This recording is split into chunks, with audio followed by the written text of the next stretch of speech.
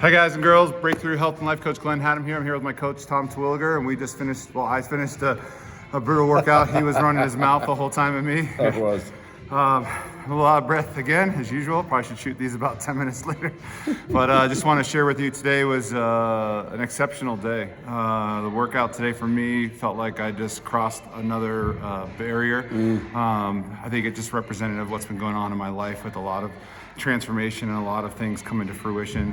It's been just a wild ride, and it's a pleasure having Tom as my coach on this journey. We prior to our walking in the gym here, we had a conversation a lot about the mechanics of what's coming together now and wrapping up on this 90-day program. We're in week 11 here, and also talking a little bit about what's coming next. I know a lot of people tend to just focus on getting to the finish line, but not thinking about what's in the next. I'm thinking about what's in the next quarter of the year, what I want to accomplish. And I don't know, Tom, maybe share a little about kind of some of the stuff you were pushing me through today and how I was helping you.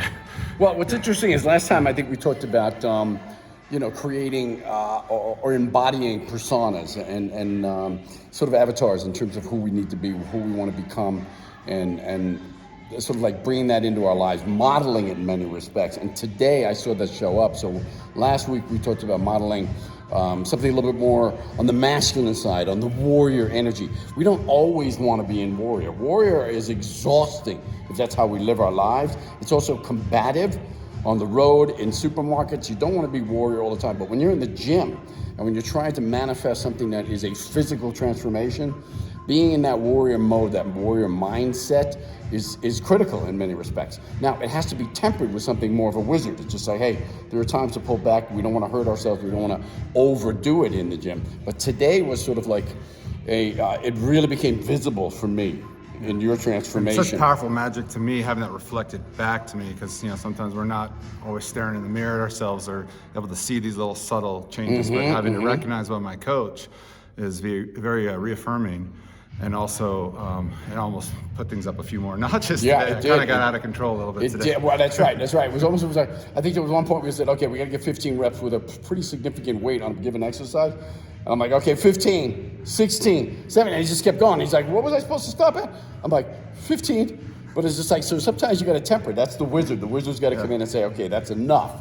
When you know it is, but you want to make sure that's not the other side of the persona, which is the more feminine side of the persona when you're in the gym. You want to be able to have that manifestation of the warrior. A warrior could be masculine, could be feminine anyway. But today, I saw it. So how did I see it? I saw it first in Glenn's posture.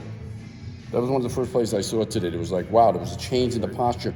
And it's incredible. And guys, you want to lose 10 pounds fast? You want to gain 10 pounds of muscle? From a perceptive perspective, like somebody's looking at you, be like, whoa, what's changed? What's happened? Posture is key. And again, posture can reflect who we are at any given moment. It can reflect our masculine warrior energy. It can reflect our feminine energy. It can reflect our mood, or it can create it. So if you want to create something, and Glenn is on this journey to create this more masculine energy, this personification of not necessarily warrior, but leader in many respects. And so changing the posture deliberately, or allowing it to change, evolve with the changing of your physique, can change everything in terms of our mindset as well. And that's one of the things I saw today, as well as the extra repetitions. Like, we were doing a new routine, hundreds, and it's pretty freaking tough routine, isn't it, man? Yeah. And I couldn't shut myself down today. I was just going for it with everything. Yeah. It was very I would just say, like, my spirit, the amount of like uplifting in my spirit. So talking about like warrior spirit. Not just like that drive and that fire, but there was such I felt like a settling into who I know myself to be. And it doesn't have to have that persona necessarily. We talked about a character from a TV show called The Reacher, where the guy is, he's just pretty much nonchalant, and when he needs to, he unleashes. That's right. And so like my baseline, even in this, relaxed, comfortable state here after workout and breath returning right now, there's this fiery, like if it needs to be accessed, it's there, but it's actually a very grounded, calm, I would just say God, that camera's getting closer.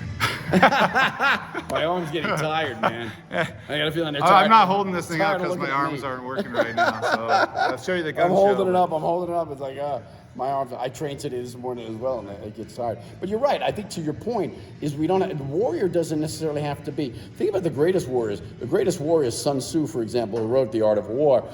He wasn't bombastic all the time. He was a gentle soul. He was a powerful soul. And when the more power you have, it's almost like being a great martial artist.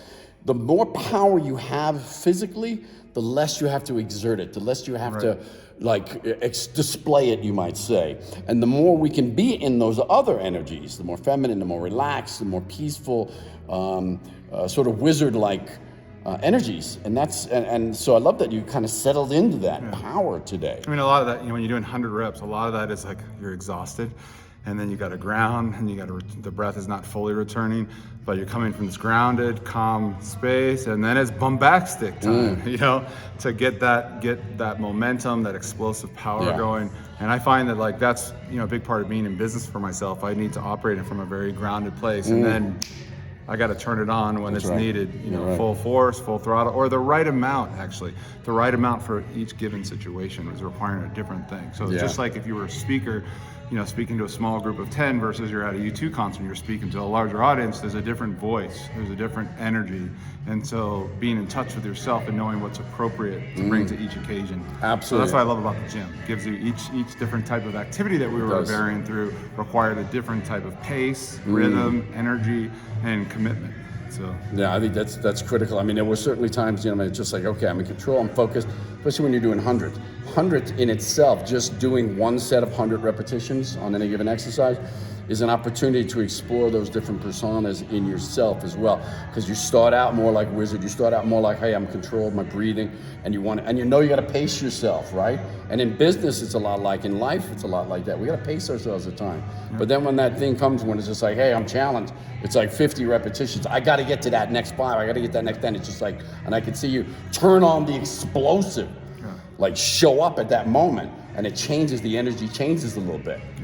So you need to be able to have all of those things working for you. And you do. Tell you what we'll do. Next time, we'll show you a little video clip of me in action, so you won't just get this thing theoretically. You'll actually get to see the blood, sweat, and tears of what we've been doing here. So tune in for the next video.